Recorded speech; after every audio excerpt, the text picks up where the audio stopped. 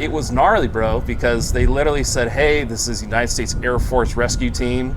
Your son is currently lost at sea. Oh my God. Do you know the itinerary of where he is? Oh my God.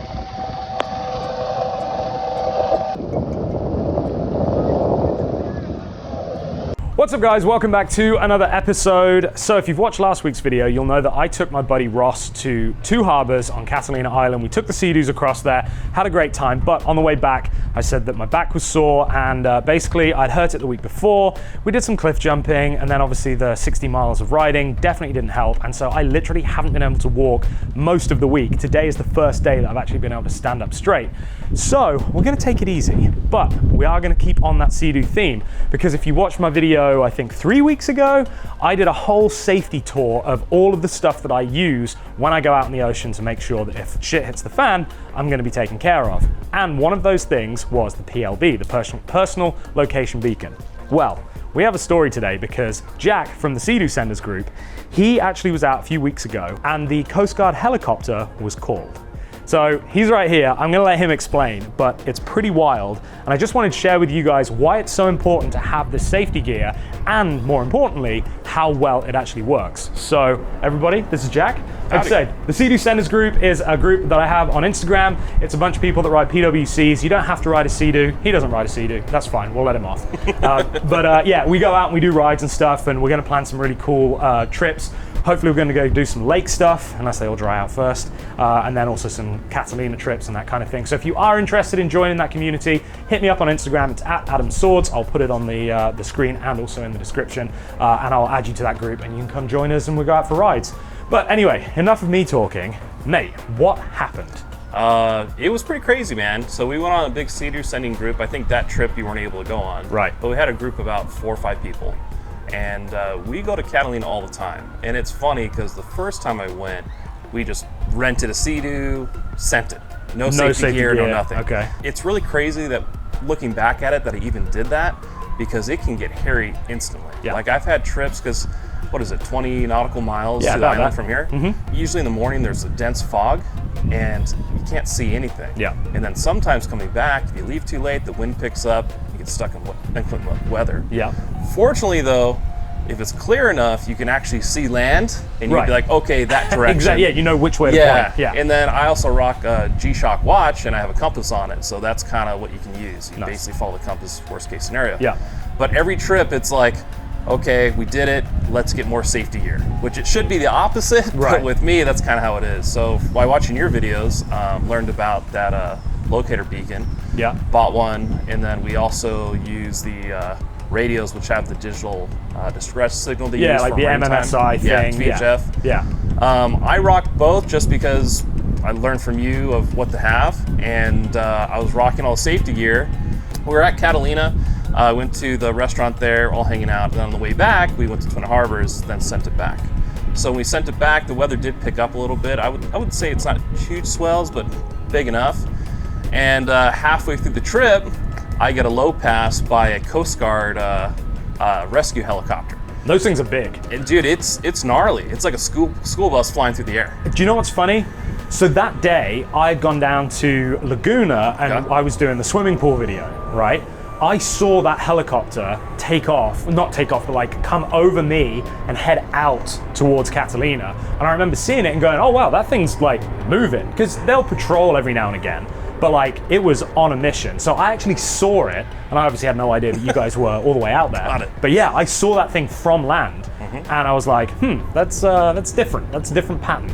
So it was crazy because they did a low pass, and like I was in the zone, had the music going, just chilling, having a good time, and all of a sudden, whoa, we're like, whoa, what's going on? And they start circling us.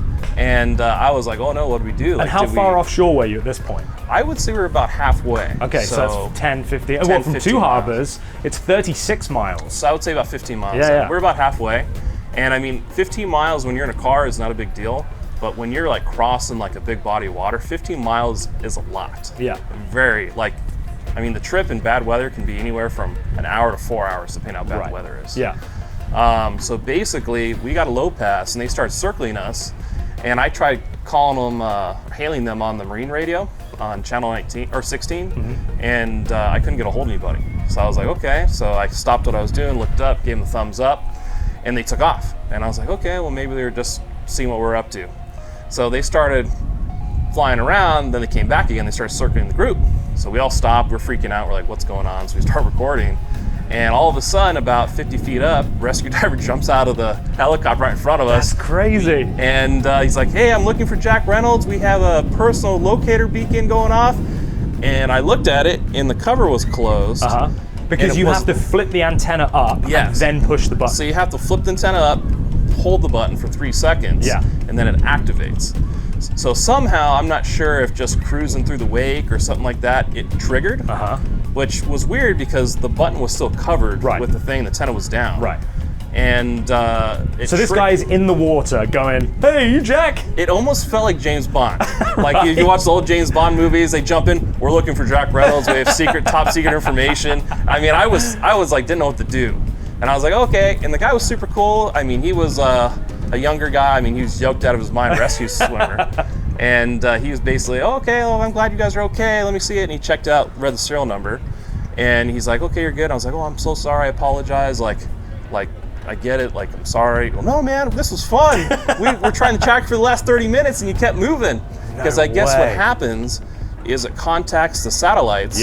And then it gives them a rough location, and then they hone in with a, I think it's 100 megahertz RF signal. And then the helicopter, he was telling us, it actually has an arrow. So once that happened, he turned off my PLB, he winched back in the helicopter like no big deal and took off. So he was in the water the whole time, or did he get onto your jet ski? No, he's just in the water. He's like, yo, what's up, man? Like, super cool cat, a super nice dude.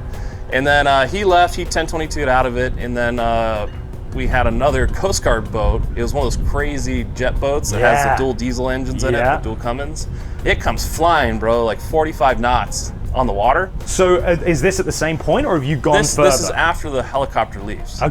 It comes up, and they come up, we're talking to them, all that, I apologize and all that, and they were really cool with us. I mean, they contact, I guess a lot of people don't realize when you register these, because you have to register them, you get them, you have to put emergency contacts, information about your vessel, and places you go and all that stuff.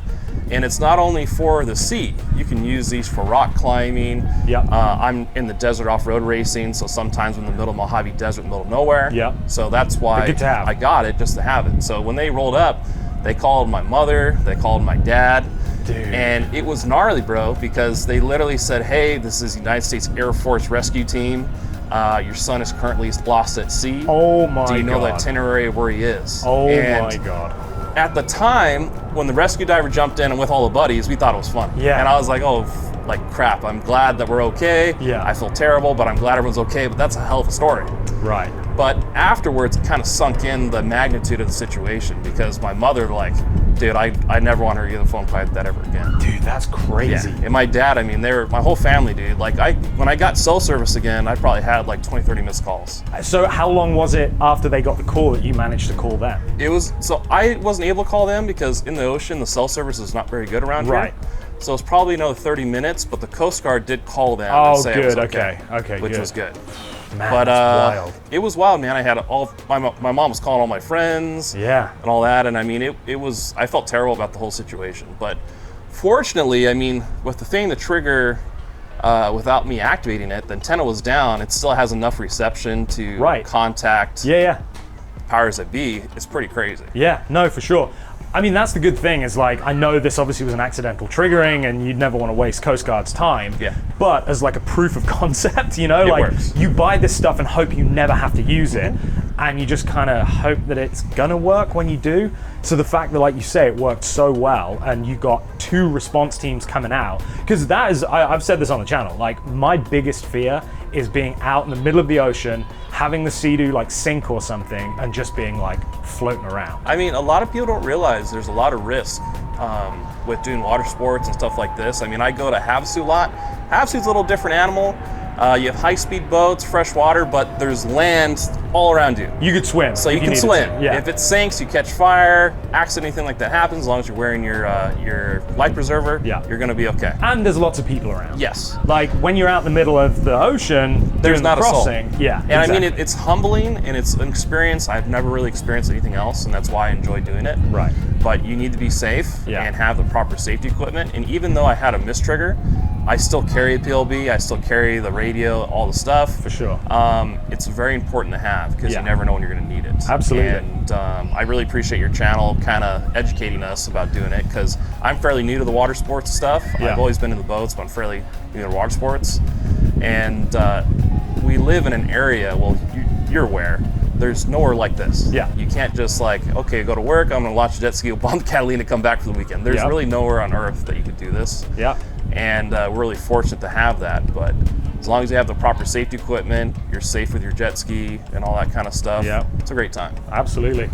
Yeah, like I say, guys, I told you it was wild. I can't believe that the response was as immediate and as efficient as it was. Oh, yeah. You know, I was thinking that maybe if it did get activated, then, you know, they would send a boat and then you'd have to wait and, you know, but by the sounds of it, did they say how long it had been activated before they got to you? So they did not, but when I got back to shore, on my phone, I had 2 messages from the Coast Guard. I one for the Coast Guard, one from the Air Force Rescue Center. Okay. And they called me approximately 30 minutes before I got first contact with the Coast Guard. Okay. So that's kind of, I'm guessing what probably happened is it triggered.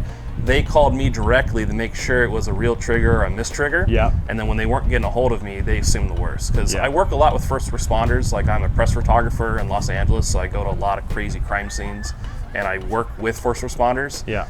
And the less information you have, the gnarlier the call is for response because they're going to come blazing. Right. Expecting the worst. Blazing. Hoping for the best. So PLB works. I would definitely use it. Even though I had a mistrigger, it's still a great safety item to have. And I'm sure Adam can tell you where to get them. Yeah, for sure. So yeah, I will link them in the description. This isn't an advert for them, but as I did that safety video literally like 3 weeks ago, and then I think at the time that I'd done that safety video, you sent a message to the group. It was like, literally day of. Yeah, the same day it went live. So absolutely insane. But I'm obviously glad that it was a mistrigger and you didn't actually need a call. But yeah, that just shows the importance of having the safety gear because when it really matters, it will potentially save your life. So like I said, guys, this is just going to be a very chilled one today. He's going out. I'm very jealous. I wish I could go out, but I don't want to risk messing up my back anymore. But yeah, hope you've enjoyed this video. Thank you so much for coming out and sharing it. And yeah, if you guys are interested in any of the safety gear, then like I said, I will link it all in the description below. And if you want to join the Sea-Doo Senders group, if you're out here in the Newport area or beyond, we have people that come all the way from Joshua Tree to ride with us. If you want to join that group, again, send me a DM on Instagram. Right now, we are just an Instagram group, but it's growing fast. So I think we might have to move on to something else fairly soon. That's it, guys. Like I say, I hope you enjoyed this video. If you did, please give it a big thumbs up. Hit the subscribe button because I would love to see you here again. And I think that's it. So remember, until next time, don't do anything I wouldn't do. See ya.